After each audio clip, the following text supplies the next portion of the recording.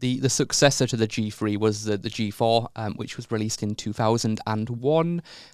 Here is a short video of the product when it was released. This is the one where I couldn't find the stage clip. I'm not sure if it was on stage or if it was just the advert, but it was showing the two sizes, and obviously the iconic Earth on the screen, which is still used today as wallpapers. I think I actually have that as my wallpaper at the moment. Let me just check.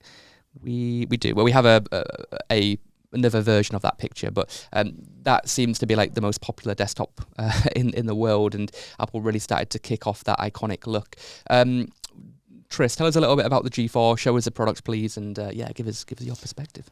So this is aluminium, anodized right? aluminum. Yeah. Aluminum. Sorry, you're quite right. But this is interesting because this is Apple kind of moving into being the cool laptop, the mainstream laptop, the consumer laptop. Yeah. So there are many iterations of this, but I chose to pick the 12-inch one because that's kind of the fan favorite. And with that, it's tiny by comparison, but this was kind of the first ultra portable they were doing. Yeah. And if you look, obviously there was no compromises for this. So if you look on the side, the number of ports. Yeah. On both sides, or a CD drive on the other one. This was a fascinating laptop because obviously their marketing campaign was a ginormous 17-inch laptop. Yes. And they've got the 12-inch version here. And also you see it's one of the last laptops without a webcam built in. Okay, interesting. Because that kind of came later on. And it was the first 17-inch laptop, full stop, or just from Apple? I mean, there were other ones at the time, but it was the first nice-looking one. Okay. Let's put it that way. So 12-inch laptop, this was the go-to laptop, and it also kind of, from a tech perspective, encouraged people more that were programmers to come to Apple. Because prior to that, people weren't really using G3 laptops for programming. Right. So, but when I think of Apple, I mean that's what I think of, the white, MacBook style laptop with the white logo, and I don't think of this thing. I think of the G4. I think of the MacBook Air, the MacBook Pro.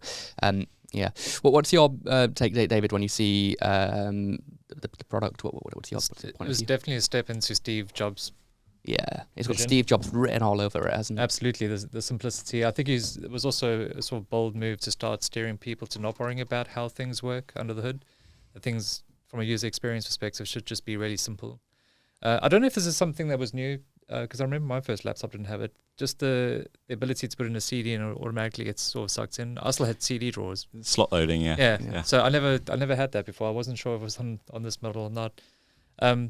Looking at it, the flat screen as well, the thinness of it compared to its predecessor, it's also distinguishable.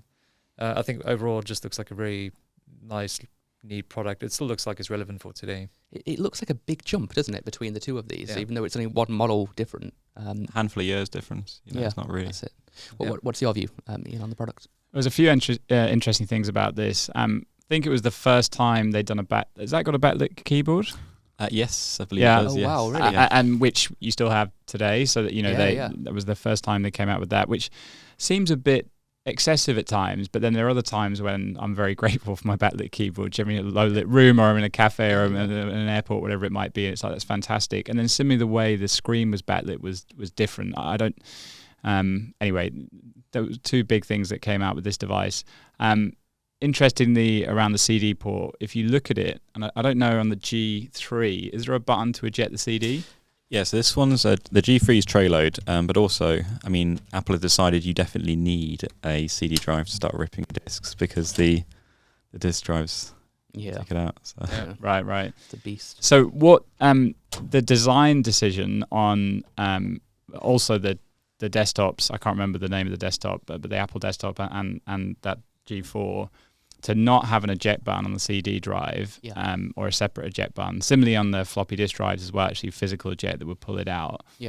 Was based on a piece of UX design around software use. So a common thing you had with Windows machines, if you ever used one with a floppy disk, which I did, is you could be working on a file that was on the floppy disk. You could eject the floppy disk, keep working on the file, and then go to save, and it would be like, "Where's the disk?" You'd be like, "Oh, I've taken it out," and you were in a kind of an unrecoverable error.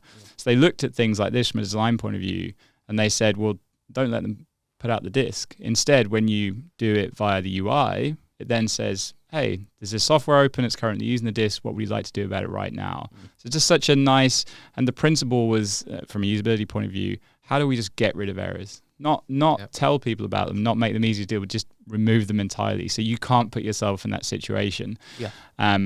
And I think the charge port, I'm not sure what charge port that is actually.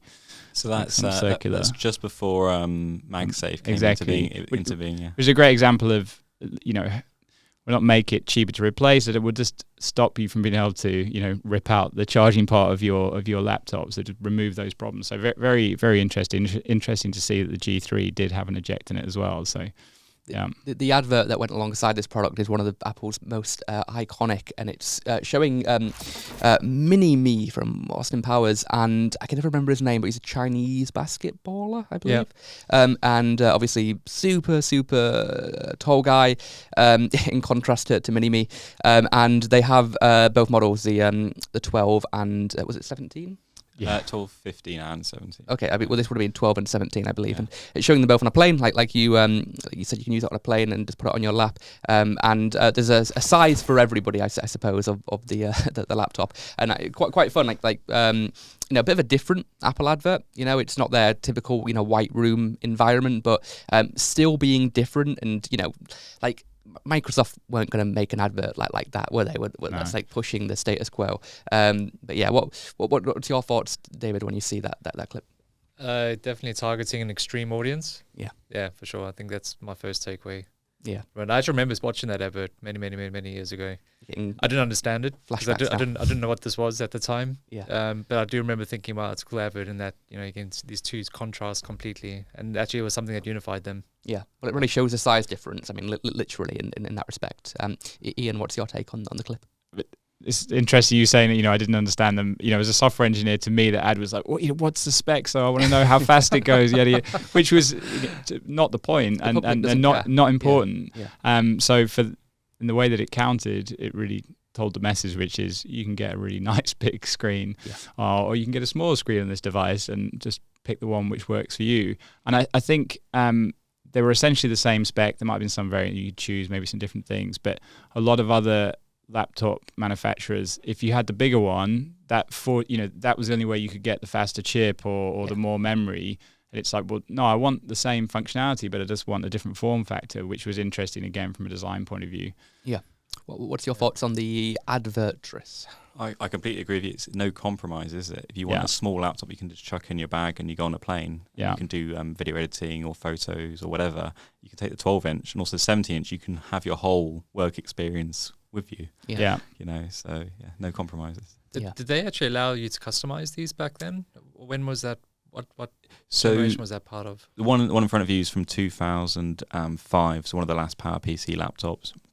But yes, this would have been a max spec, so 1.5 gigahertz, which was a lot of the time. And then the 17-inch would be up to 1.67, so not much difference. But again, this one has a DVD rewriter in it. That was an option. Choose more RAM or hard disk. But from friends that have worked at Apple, they've said this is the worst laptop to service because everything's miniaturized in there. So. Oh wow! Well, one of the things about Apple was that you had to buy special tools if you wanted to open them, right? I mean, it wasn't like a Microsoft where you could get a screwdriver and open up a Dell laptop or something, which really just speaks to their ethos, their closed wall garden, and it goes back to a point that you were making a second ago, David, that most people will accept that if they can package it in a way that it's like perfect to use and it's like great for the end user, rather than most people don't want to mess around like we would and tinker and change and change it. So it really speaks to the philosophy of Apple in many respects.